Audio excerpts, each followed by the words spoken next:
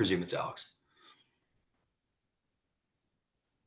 Oh, they're gone. I don't know. The only other thing I could think of is it might be the person from the land Oh trust. yeah, here's Linda. Yes. I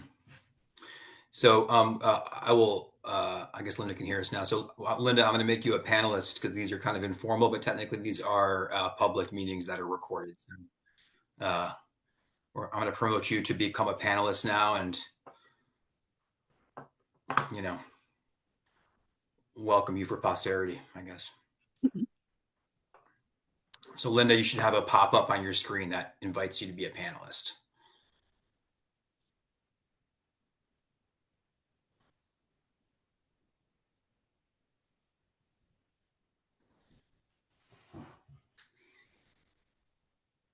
There we And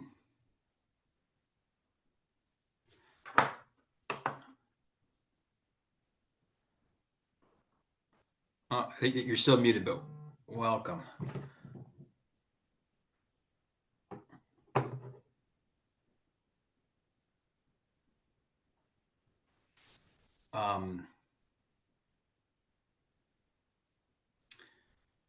So Alex did say he was good for this. Let's make sure he's not emailing me. I would expect he'll be here in a minute, but maybe here he is now. Yes.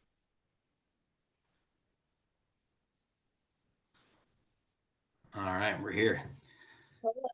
everybody. Do I have to be official about Oh, just yeah. So you can just say that this is a meeting and we're starting. so this is a subcommittee of the Amherst Municipal Affordable Housing Trust. This is the education subcommittee. It is Friday, April 4th at 9:16, and we are called to order. Great, welcome. And I see Maura is in the audience here too. And I don't know, is Maura here on behalf of the ACLT? In which case, maybe I should promote her as well, or we can. Yes, please. Yes.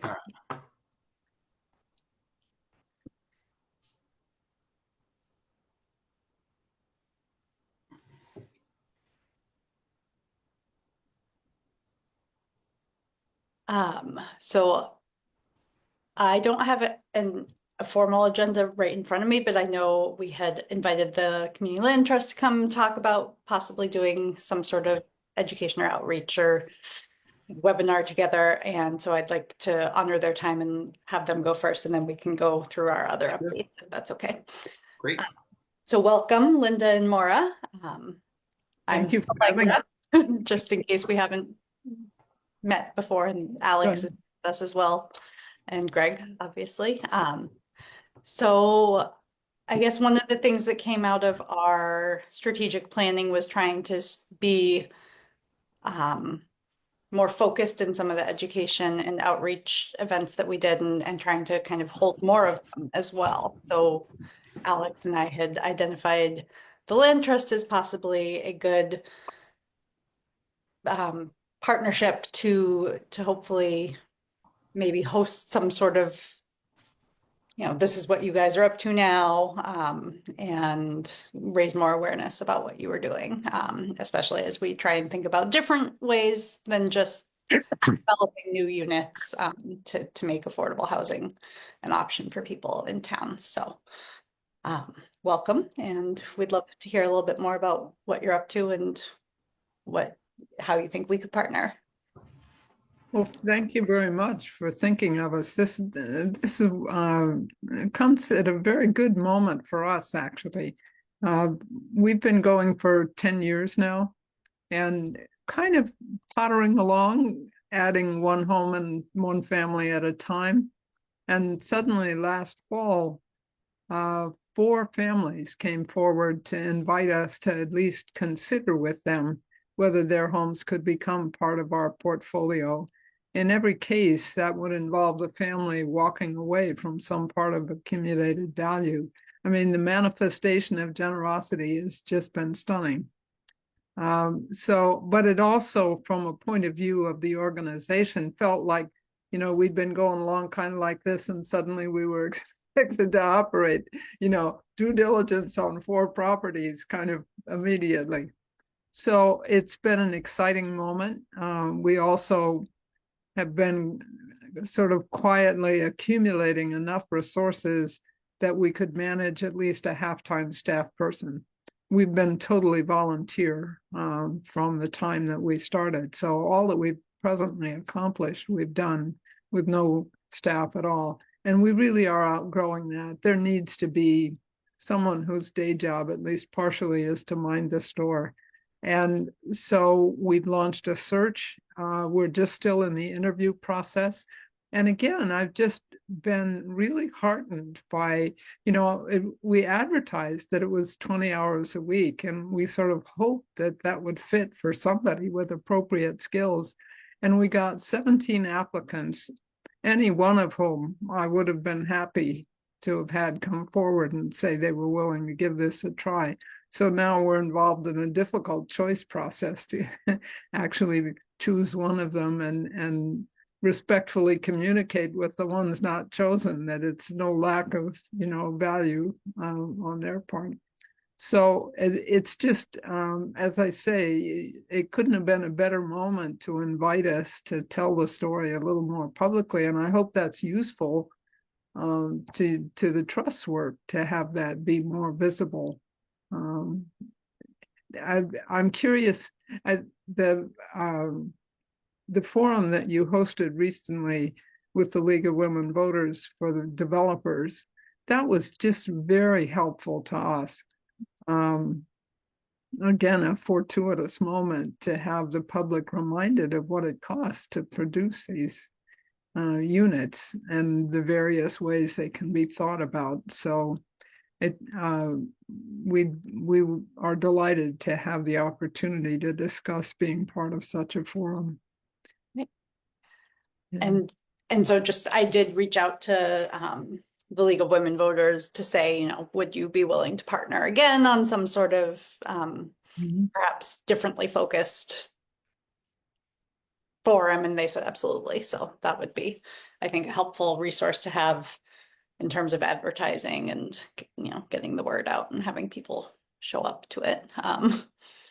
If that's the direction that we choose to go in, which I hope it is. So we have given a little bit of thought to what we might present. And one of the things occurred to me, but as I was just pulling a few things together for this meeting, we would be delighted if this focused wholly on ACLT, but there is the option. There are other organizations that we've tended to appear with before, including this one. But obvious ones would be Habitat and Valley CDC, although both of them cover a greater region. One of the unique things about ACLT, as about your organization, is that it really is totally focused on Amherst. So I'm just curious whether you've thought about, again, we'd be happy to be front and center. There's certainly plenty to think about to take up an hour of people's time. But it didn't feel right to just go forward and kind of lay out, well, here are all the wonderful things we could talk about without acknowledging that, particularly, we've worked very directly with Habitat and Valley CDC. We'd have been dead in the water without them as partners in the early days. Well, I hadn't given it much thought. I guess, I know Valley CDC was included in our last forum, and I don't necessarily think it would be makes sense. Bad idea to have them, but I think maybe if it was more focused on, Habitat and the land trust, that might be a place to start, just because I think, again, there are different ways that they operate than, I understand Valley CDC is nonprofit, but it's still a developer in a sense where we're talking about new units being built, as with Habitat, but there's kind of a different model there. So that might be, Alex, do you have any thoughts on maybe having like a Habitat and Community Land Trust, or inviting CDC as well, or? Honestly, I think I need a little more time to think about it, to see what I think that event would look like in my head. Greg, it looked like you had something to say. Yeah, I mean, I was just going to maybe ask a focusing question, and there may not be an answer to this yet, which is fine, but whether or not anyone's given thought, sort of putting a kind of like a functional communications lens on it of like who, what a target audience might be, and I think that might help, like what a target audience is, and what our hope is for them to do, is sometimes even a more specific way to look at it. So I mean, that could be sort of, the general populace of Amherst get involved with ACLT and homeownership initiatives, or it could be, it could be prospective homeowners, or it could be existing homeowners. I mean, I think sort of maybe focusing on, and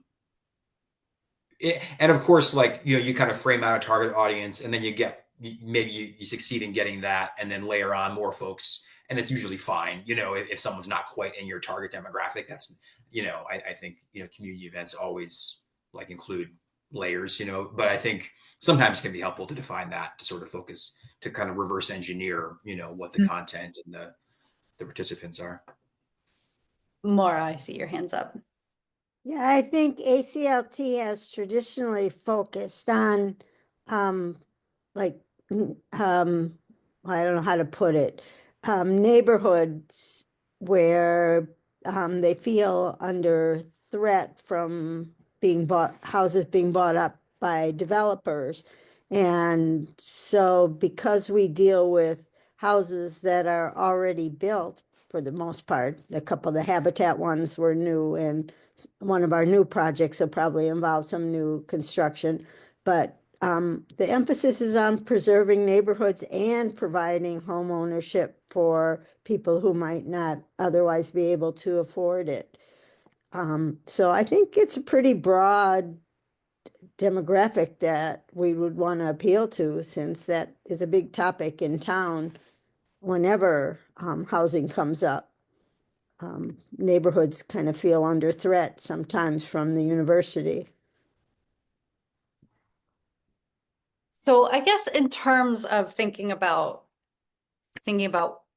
our mission, which is making sure that people can get into affordable housing and stay there, it seems like it would be helpful, almost like to match a prospective home donator to the land trust, and then also let the general public who might be looking for housing to know about this, and again, I don't know how you are matched with families that are interested in then purchasing so I think there's a lot that goes. So maybe it'd be helpful to hear from you what your thoughts are about what you could present, and if that helps kind of clarify whether it would be, I'm glad that you brought up Habitat, because I hadn't even thought about that recently, but maybe that is something that down the road we would have a different kind of conversation with Habitat, or if there's, I'll let you talk because I'm talking in circles. Well, I was making a very similar segue in my mind as the conversation went around, that just some storytelling about our existing homes and the ones that are in the offing would expose exactly the issues of what kinds of people we're dealing with. Where do the homes come from, and where do the buyers come from? And we had a tidy view of that when we started. And now that we have 7 families in homes and 4 potential new ones, the view is just broadened hugely. I had a fantasy at one time that we would cultivate awareness of a set of homes and catch them before the family actually, and put them on the public market, which immediately takes 6% of the value out for the marketing and sale effort.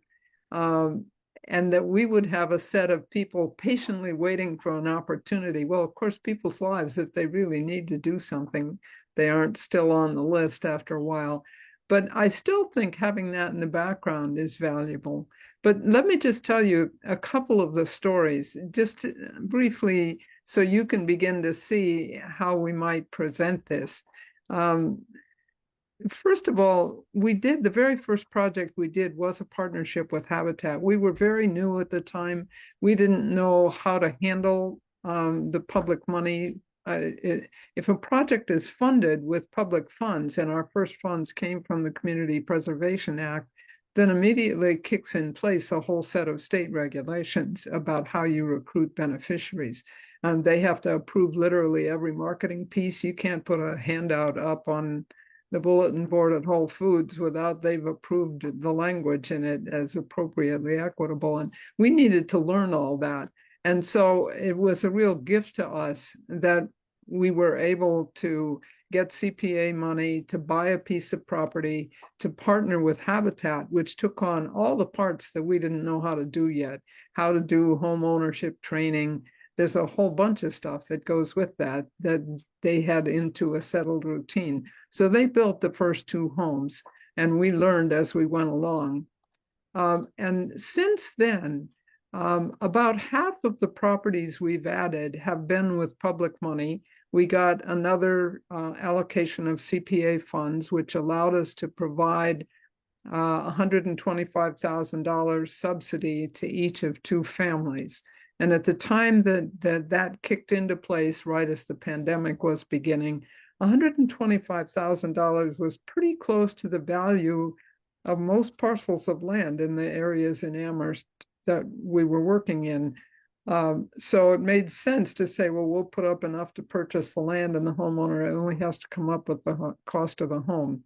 As things actually unfolded, by the second family, the first family that won the lottery for that, and the lottery was managed by Valley CDC. That's why I have so valued their partnership. Again, we still weren't set up to do the qualifying of people, and they again had experience with dealing with potential new homeowners and knowing what the state regulations were about equitable presentation of the opportunity and verifying that people were in the income group that made them eligible and running the lottery.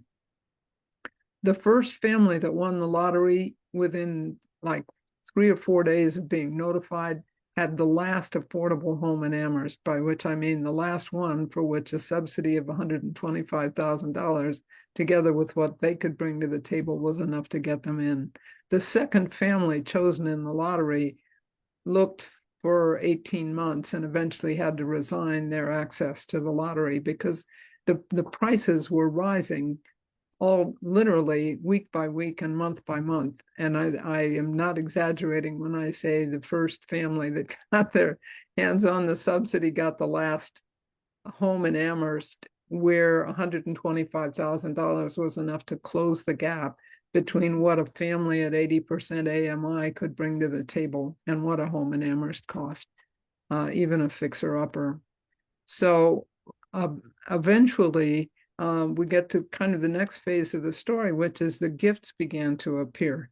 The first major gift occurred when our founding president, Maurianne Adams, passed away. She left us her whole property, that is the house, the land, and $150,000 because she knew that the home needed work. It was a home built in the late 19th century, and although she'd been living in it until just weeks before she passed, she knew that it needed things to be brought up to sort of what we think of as Habitat standards. I picked up in the early days with Habitat on their sense of what's an appropriate home for a modest income family, which is that it doesn't look luxurious, but it's built to a very high standard technically. It has a super high R value. The electricity is all as modern as you can get it, and that kind of thing. And so making those conversions in a home where Maurianne had just been cheerfully paying totally outrageous utility bills, that took some investment. But when finally all of that was done, then one of the families that had in fact won the subsequent run of the lottery for our first CPA batch, this story occurs in loops, when they saw Maurianne's home and the neighborhood that it was in, which is a cul-de-sac, they had 3 young children, and they had been looking at things that they viewed much less suitable for having small children playing outside, and they just fell in love with it. So they resigned the subsidy in the interest of being able to buy Morianne's house. And that yielded, they paid an affordable price for that home, which was $200,000. Now we had $200,000 in the bank, and still a live subsidy, which we hadn't used, an allocation of CPA funds. So we upped that subsidy to $225,000, and that put another family in place.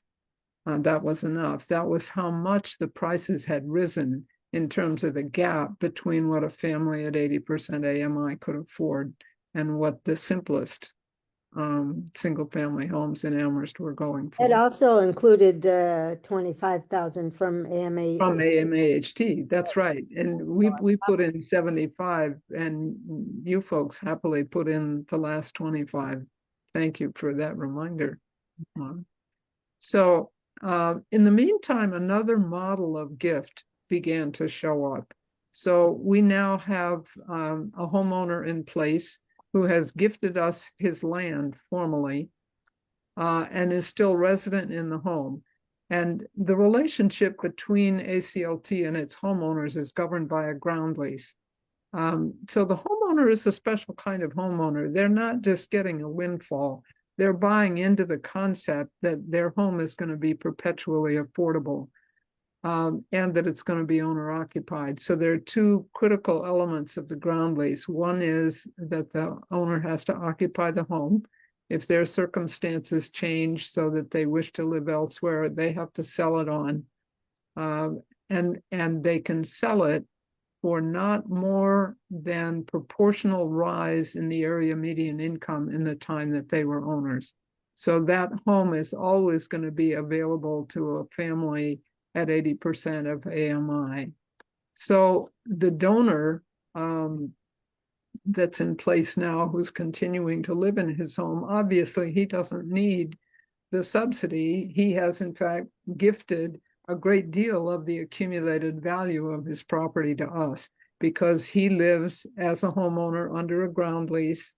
We set the base price that would make his home affordable at 80% AMI. And that's the base in his ground lease. So he, if he leaves while he's still alive, or his heirs, can charge not more than the base price in his ground lease times the proportional rise in area median income since he signed it. So we have models in place now where the money allocated by the town, by CPA or by AMAHT has enabled a purchase. And we have a case where there was a gift of the whole property outright, including some cash. And we have a case where the owner has gifted the land while they're still in place. And then one other model of gift, we had a family come forward, an older couple who lived in a home that would be a classic starter home on Logtown Road.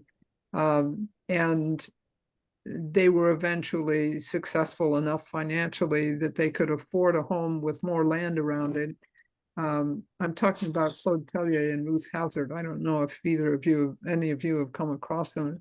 Ruth taught vegetable agriculture for many years at the university. She was the faculty member, maybe a staff member, but within university extension, she was a guiding light to people growing food locally for a long time. And they always wanted a property where Ruth could really be expansive herself. And the property on Logtown Road, although it's a nice home, had big trees and not much space for a serious vegetable garden. So they eventually bought the land adjoining the North Amherst Community Farm, in which they had been active members, and were using the home on Logtown Road as a rental.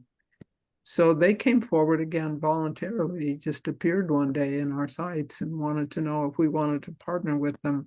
So they sold that home affordably to its then existing tenant, a single mom with one child, who could afford what the house cost, but could not have afforded the whole cost of the property.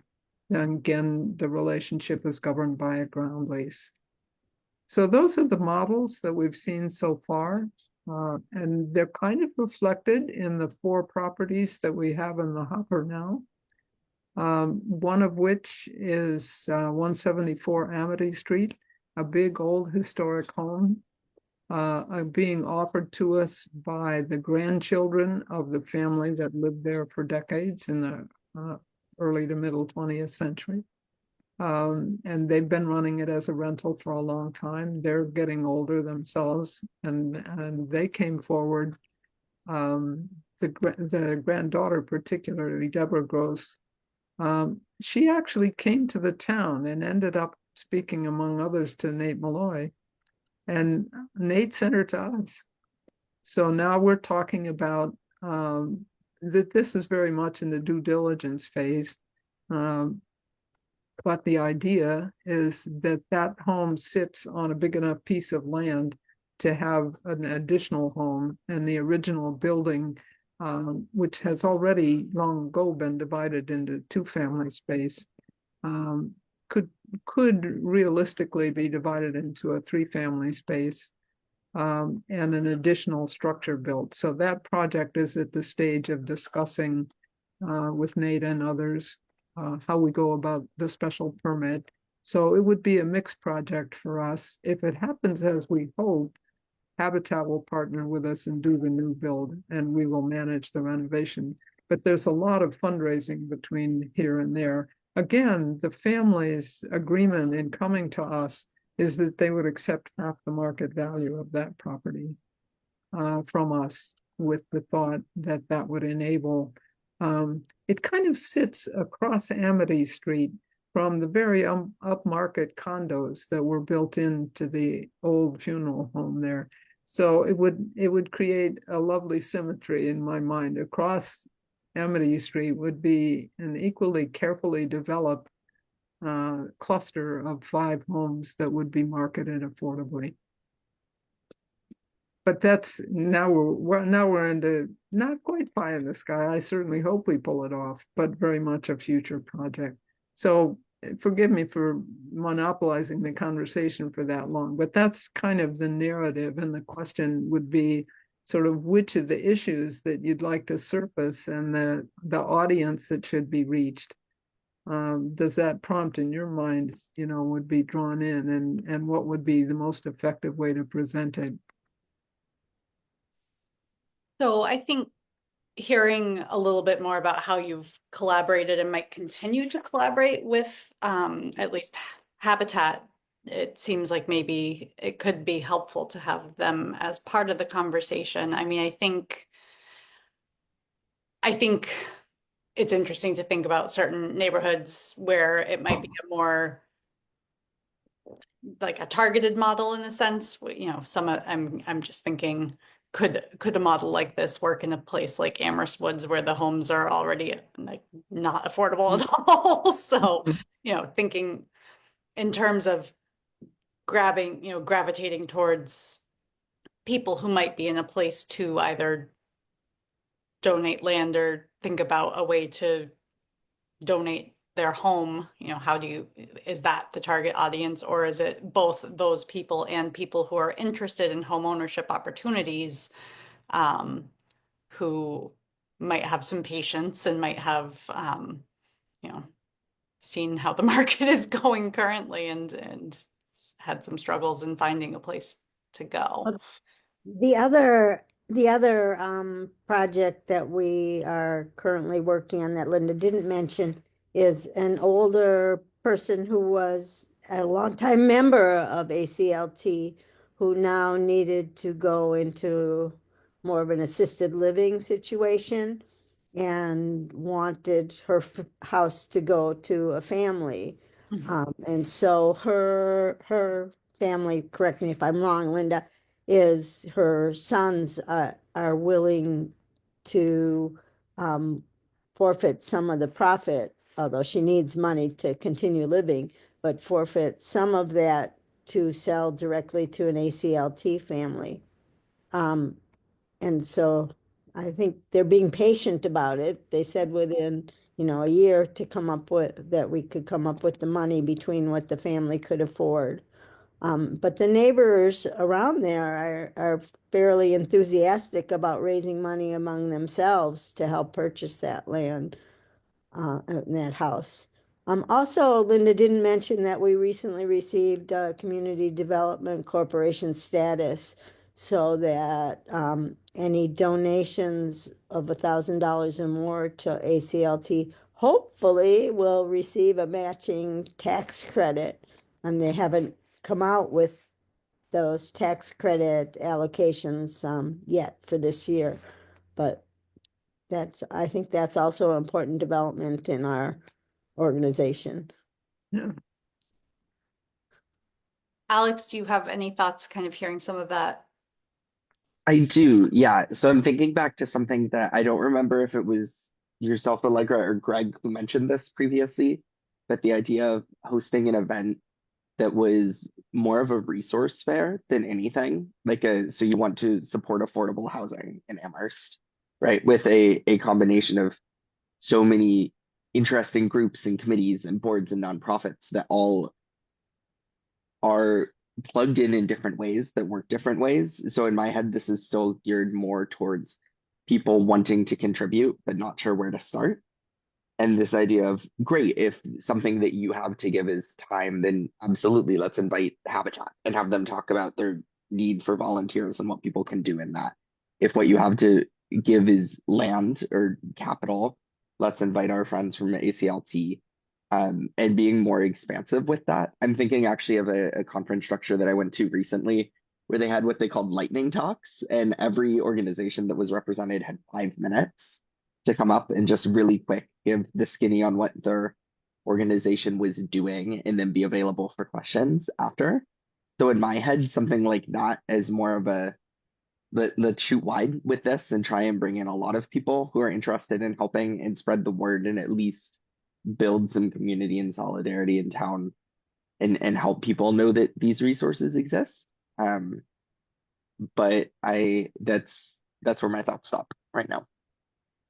I just, I think it was, I'm trying to remember now who actually organized the event. I think it was AMAHT. I think I remember dealing with John Hornick about this. You did run an event like that, maybe 3 years ago. That's partly how I know as much as I do about Valley CDC and well, we already were partnering with Habitat, but and I think it was very well received. It's not that long ago that happened in people's memories. You might want to, I don't know if you're going to continue to do this sort of month by month or every couple of months. You might want to remind people of that and of the wealth of resources to think about, but maybe allow maybe 2 at a time or 3 at a time. I'm being blatantly self-interested here. The ACLT story, I can tell in 5 minutes. Basically, I present what the community land trust model is. We end up owning the land, and the homeowner only has to come up with enough to buy the home, and the basic ground rules that it stays affordable. But the kind of, even to tell you a little bit of the story took more like 20 or 30 minutes, that gives a little flesh on the bones. So I'm thinking of somewhere between what you would do if it was the first time the town had a chance to hear about all of these various players, and having at the opposite extreme only 1 at a time, which might not bring out the same audience. But I think 2 at a time would give time to really put some flesh on the bones of the stories. I mean, I think somewhere between a lightning talk and 30 minutes of a presentation would be ideal. I mean, I think I like the idea of kind of a resource fair, but I think inviting land trust and habitat would be very different than having, like, say, Craig's Doors or Amherst Community Connections come in, because I think those are different audiences and different outcomes that you're looking at. So I think if we're thinking of more of a like a mini resource fair, if we're thinking, we could think about it as like a mini resource fair about home ownership, and then it would make sense to have Valley CDC come in too, since their groundbreaking for Amherst Community Homes is at the end of the month. Not saying that this is necessarily going to happen by the end of the month, but just thinking, there are various things in place or in the works happening around homeownership opportunities. So would that, Alex, kind of make sense as a focus, like a mini resource fair for affordable homeownership in town? Yeah, I think so. I think back to Greg's original point then, if we're looking at a smaller group of organizations being represented, I think that Greg's correct. It's just focusing on what is the through line with all of them and why are we pairing them together in changing who we're reaching out to. Right. And so I guess if we're thinking about what can you donate versus how can you benefit, that is two separate strategies, but I think they do kind of weave together in that if we're not targeting people to donate, then there won't be opportunities for people to benefit. And I think while some people, I think if you're going through the community homes, they have all these things about how to get, why is my brain blanking? Like first time home buyer stuff and stuff like that, which I'm assuming would also be a benefit to a person who's looking for a land trust home or habitat. And while yes, it is a different, I'm sorry, I just saw new stamps in front of me and they're manatees and that made me smile. I apologize, my brain is on a train and it's going off the tracks. But can those two audiences come together? I think that they can. I don't, Greg, you've had your hand up for a while though, so let's hear from you and maybe my brain will. Yeah, I mean, I think I think the format, sort of like audience targeting questions, are important to have clarity on, right? And I think if including both intentionally, and again, even if you do an event aimed at donors, you're going to get people who are more interested as beneficiaries or vice versa, right? But regardless, I think if we decide to go with both, really being thoughtful about managing the dynamic would be, I think, very important. One of the things, like one of the things, especially, I mean, really in all like affordable housing stuff is really, when we're talking or communicating with beneficiaries, it's vitally important to be responsible about expectation setting, and and to be, because like I mean the worst thing that can happen is you put a flyer up like come learn about how to get affordable an affordable homeownership opportunity, and then there's 5 or 6 opportunities for 500 or 600 families. I mean that's I don't think that would happen in the context of an event, but that's the dynamic we sort of have to be responsible about. So point being, working that stuff out's important. I was actually going to sort of talk about content though as well, and kind of riffing off of Alex a little bit. The different ways, and thinking more with the one segment of folks who might participate as donors or volunteers, or folks giving of their time or resources. I think there is, and then listening to Linda sort of talk about, which I've heard some of these pieces before, about the various models they've used, or ACLT has used. there might be another way to come at it, might be an interesting sort of exploration. And Alex would have a better sense if there's an academic or two that in town that could speak to this. But to me, getting at talking about the ground lease and the structure ownership, as separated, which is a technical and functional way that ACLT works. Kind of beneath that, there's some interesting, like, economic and almost socio-political dynamics, like, that are really rich, and I mean that if we could find the right person or people to speak to them, but I mean, in the sense that, there, I think everyone is very aware of the sort of output and the end result of our messed up housing system, but there's less common knowledge about the sort of tectonic dynamics beneath that drive it. Everything from market demand to to land value versus there's fascinating stuff there. So that and I guess zooming back to the specifics of ACLT. I think, and I don't know that I would publicly frame the event this way, but I think there is there is one dynamic where we look at homeowners, who have already committed their, committed, part of their sum or part of their wealth to, to this initiative. And I think,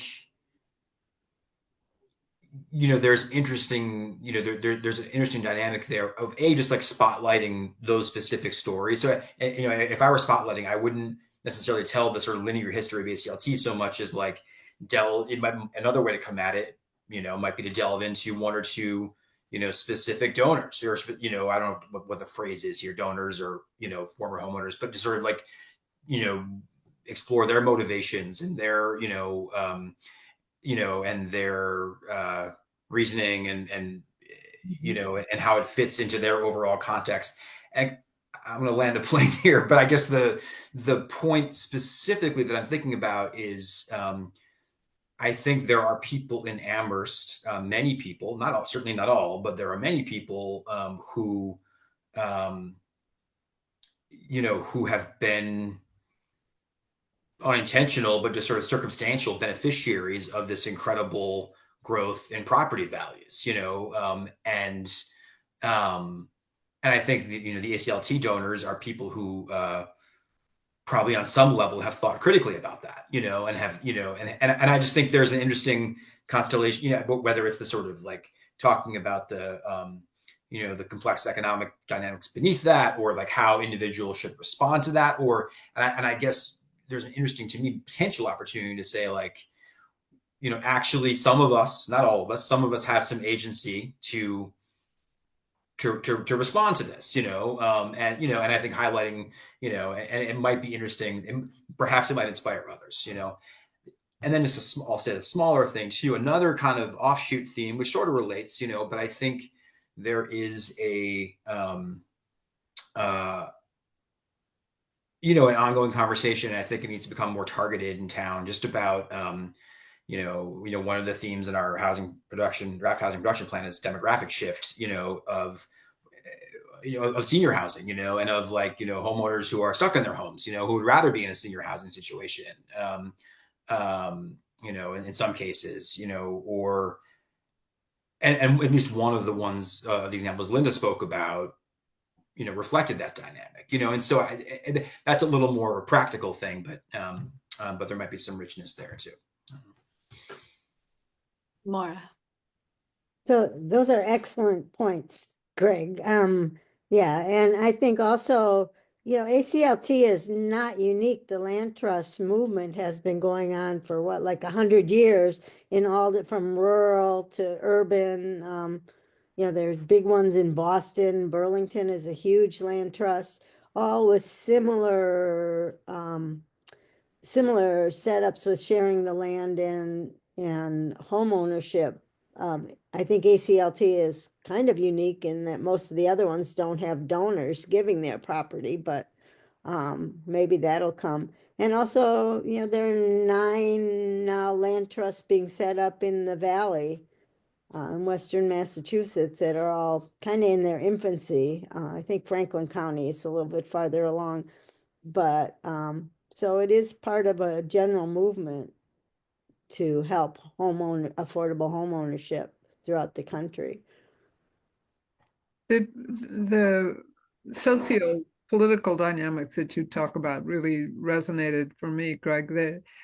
If I had to just simply characterize what has driven ACLT, sort of what makes people show up for the meetings and work on it, as well as give property.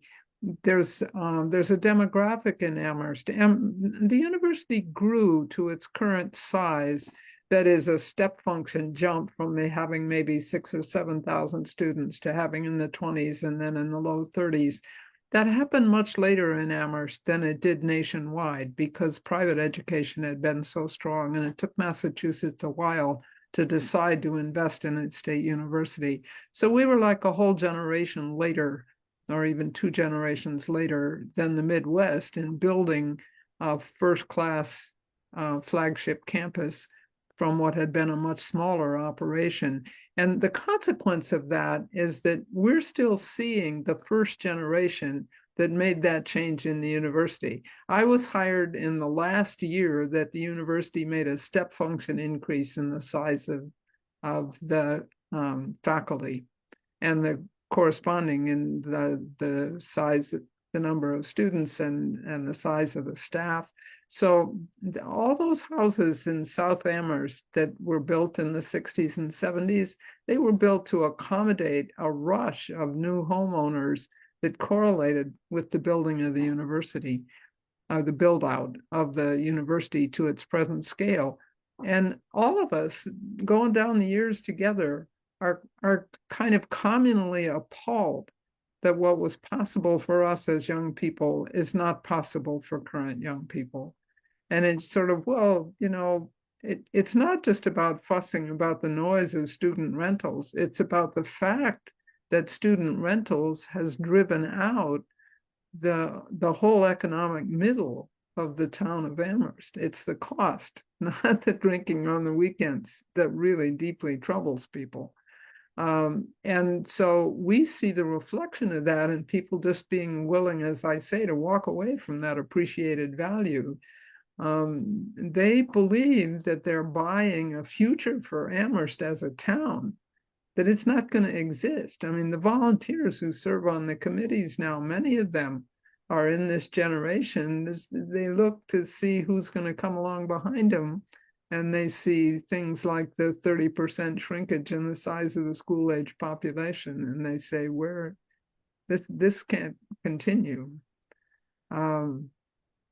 It's a very interesting dynamic to watch, and for some people, that translates into being willing to just make the investment of what, in a sense, appears to them funny money. I mean, if you don't sell your house that you bought as a starter house for $600,000, then you probably can't get into really comfortable senior accommodations.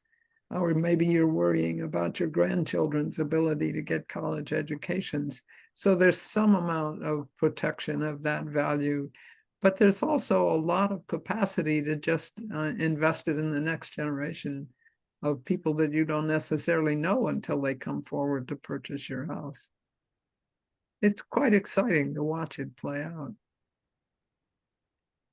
So I guess I'm wondering if it might make sense to send a follow-up email and maybe loop in Habitat and CDC and see if A, we can come to an agreement about, you know, what we can maybe do as a thing and then when that would be. But I'm also just checking with Greg to see if that can be done in an email versus having to wait until the next meeting to have everybody, or would I have to send out an email to plan for the next meeting for? Um, I think it's fine to send emails to query interest and availability, um, and I think at this point also be transparent about, we're not quite sure like of shape precisely yet, but but it sounds like homeownership, is a theme, and creating avenues for for families. Yeah, I think it's fine to do that outreach. And for folks who are listening, or I don't know, I don't think we have any other audience members, but so Valley is, Valley has a development side, and technically the Amherst Community Homes piece is housed in the development side. Not technically, literally, it's housed in the development side of Valley. But then Valley also has, separately from the development world, has a home ownership services side, which is where ACLT was partnering with Donna Cabana probably on, and so that's and so probably, depending on which direction we went, it would probably be Donna, I would guess. But but I think yeah, my guess is they'd be interested in knowing what I think Donna's probably more interested in the on potential home buyers than communicating with donors. I is my sense. That's kind of what her role is. But yeah, we can certainly do that outreach. But I think Habitat might have a more well-rounded like relationship to this conversation, if that makes sense. Yeah. Alex. Yeah, Allegra, if you're wanting to do that outreach over email, I'm happy to put a motion forward saying that we authorize you to do that, if that would help you feel better about it. And then okay. Yeah, so I move that Allegra Clark be authorized on behalf of the subcommittee to reach out to Valley CDC and Habitat for Humanity to discuss logistics surrounding a potential upcoming outreach event. And do I get to second that motion and then we vote? Is that? Yeah, I think so, yeah. All right, I second. Votes. Alex. Aye.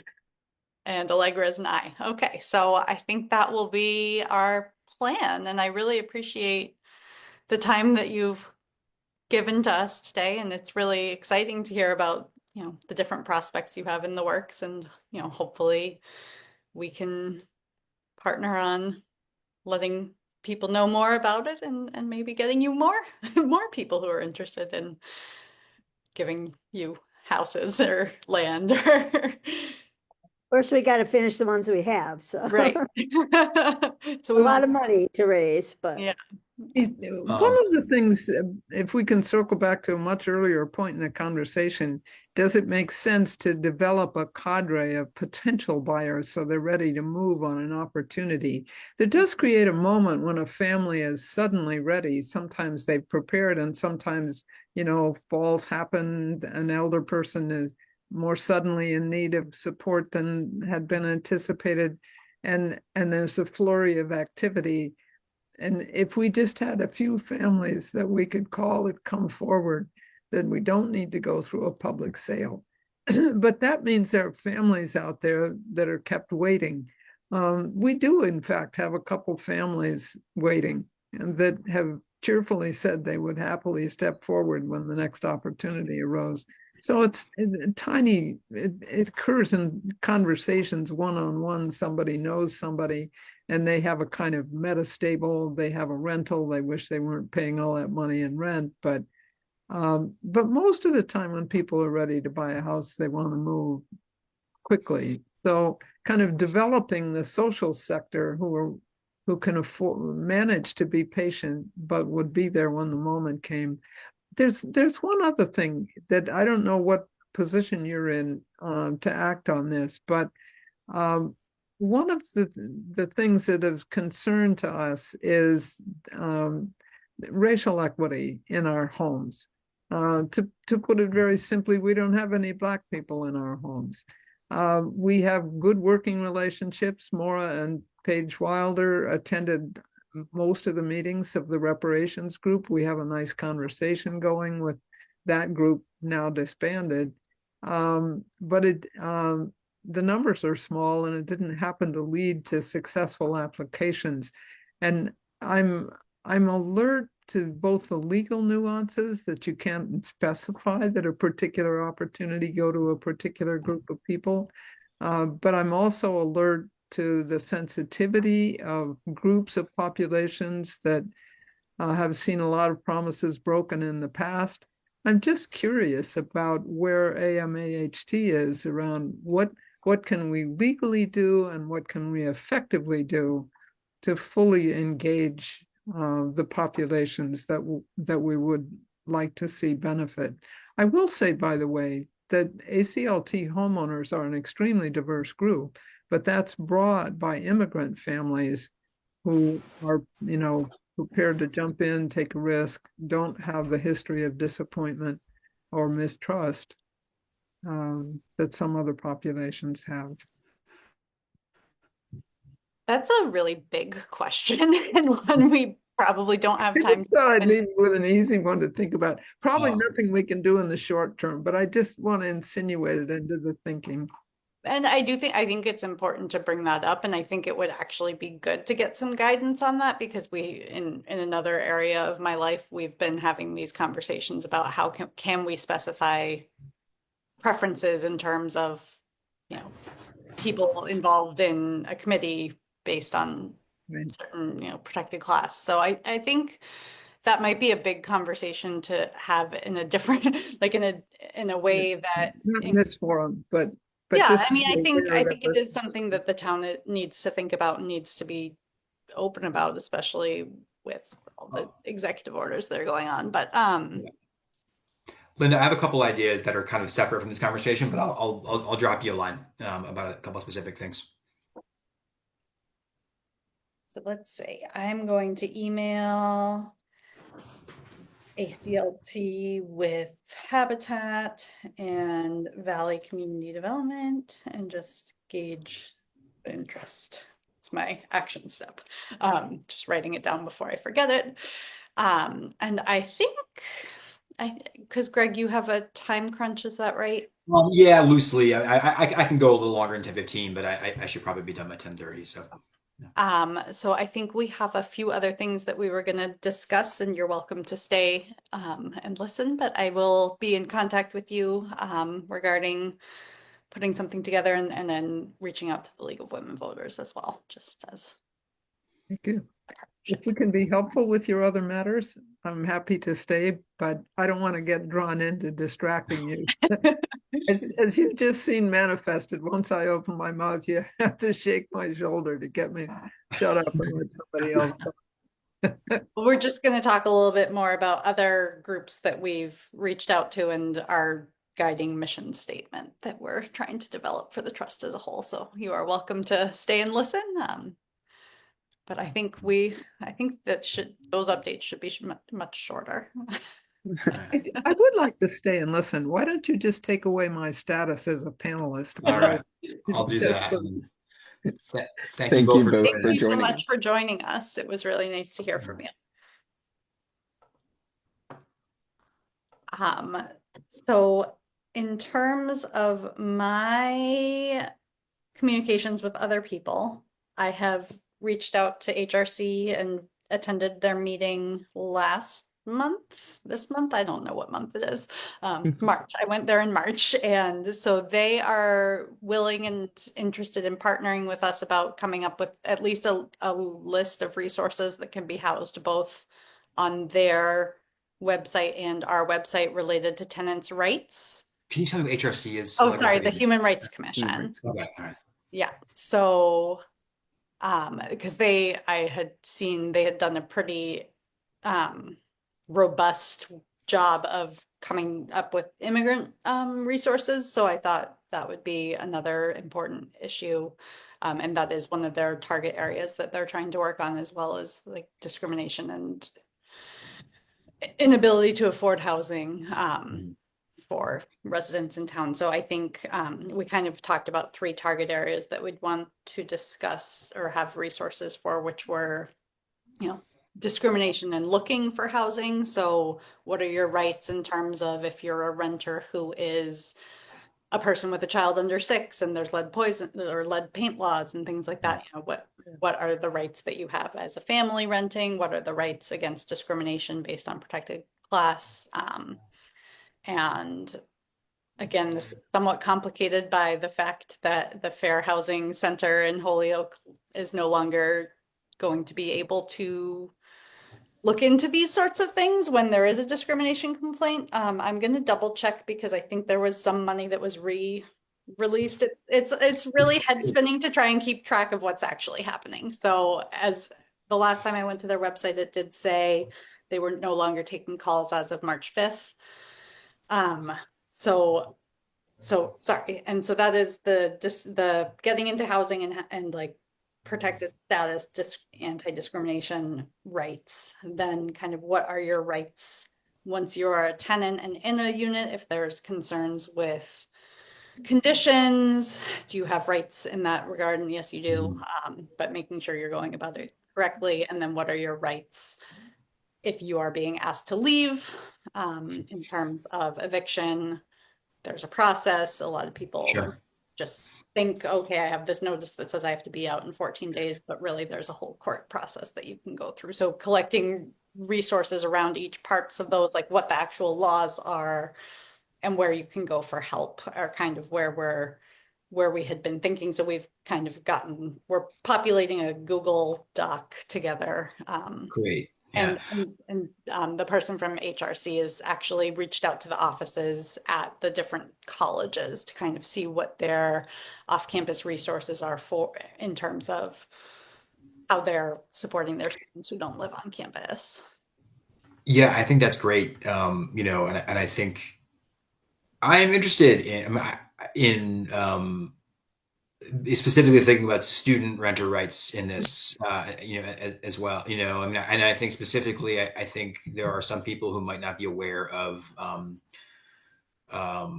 just code stuff, that, and I know inspections folks come across like, concerning code stuff, where students are starting to aware, like, I don't have to accept, this leak or this plumbing issue or this, I've never heard of electrical issues, but I'm sure there's different stuff out there, and a relative lack of literacy among newer renters. The other thing too, I just want to name is voucher holders, as a population that, it's more nuanced, but it's an important conversation, and I think it does have to do with with fair housing and renters' rights, and so. No, I think that's good to remind me of as I am in the rabbit hole of tenants' rights and whatnot, because I think those resources, I think sometimes people also don't think that like the law necessarily applies when you're in a certain group and like, Sure. so, Yeah. and then I think once we've compiled things, and I was going to check in with like ACC and Craig's Doors if they already have some sort of pamphlet that's more locally focused made. I mean, John Hornick had something from like 2016 that I can like update and stuff, but it would be nice to kind of have something that's a one pager as opposed to like, here's 27 different links to go to. Yeah. So that would be probably a down the road. We're compiling right now, and then it would be nice to condense. Yeah. So that's kind of where we are on that project. And then I did speak with the energy, oh my God, ECAC, the Energy Climate Action Committee, I think is what it stands for. And one of the things that's coming up is the sustainability fair at the end of the month on the Common. I think it's the 26th or whatever that Saturday is of that weekend. And they always have a booth, and they have resources available for, in terms of like energy upgrades that can keep your house less leaky and whatnot. So we kind of had talked about how do we, can we focus on maybe some sort of information for lower income renters who are in, can Mass Save go out to them? How do we get landlord buy-in? That was kind of where our conversation focused, which So I'd asked about the landlord registry, and wasn't sure if that's a way that we can push out a communication or not. I'm not sure yet. I don't know. But I think like probably conceivably, I think yes. I think it's just a question of I just don't know if it like if that tool has. Sorry, I'm finishing up a meeting. I don't know if that tool has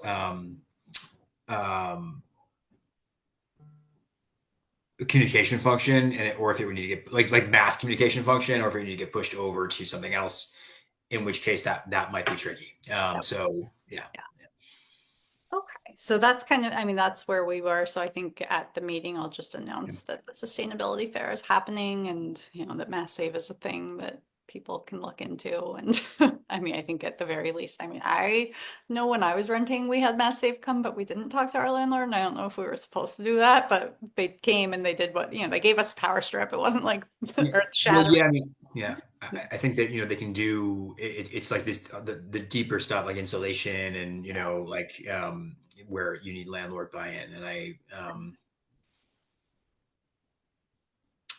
don't maybe there's it's probably worth doing research to see what kind of models are out there for incentivization for that kind of thing.